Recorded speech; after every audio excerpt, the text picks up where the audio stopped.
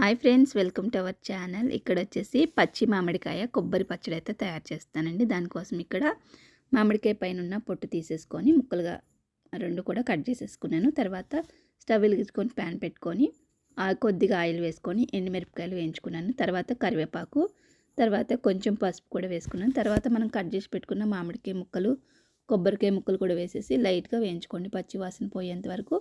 ఇప్పుడు పక్కన పెట్టేసుకొని వేరే ప్యాన్ పెట్టుకొని దాంట్లోకి మినపప్పు, శనగపప్పు, జీలకర్ర, ఆవాలు, అలానే ఎండుమిరపకాయ, కొంచెం కరివేపాకు కూడా వేసుకొని కొద్దిగా ఇంగు వేసుకున్నాను. ఇది వచ్చేసి తాలింపు కోసం అనమాట. ఇప్పుడు వచ్చేసి మనం వేయించి పెట్టుకున్నవన్నీ కూడా మిక్సీ జార్లో వేసుకొని రుచికి సరిపడ ఉప్పు వేసుకొని మిక్సీ పట్టుకోండి బరకగా. తర్వాత కొన్ని వెల్లుల్లిపాయ రేఖలు, అలానే కొద్దిగా వాటర్ వేసుకొని మరొకసారి మిక్సీ పట్టుకున్నాను. మరీ మెత్తగా వద్దండి, ఇలా ఉంటే సరిపోతుంది అనమాట, కొంచెం బరకగా. ఇప్పుడు వచ్చేసి తాలింపుని అందులో వేసేసుకుంటే మనకి మామిడికాయ కొబ్బరికాయ పచ్చడి రెడీ.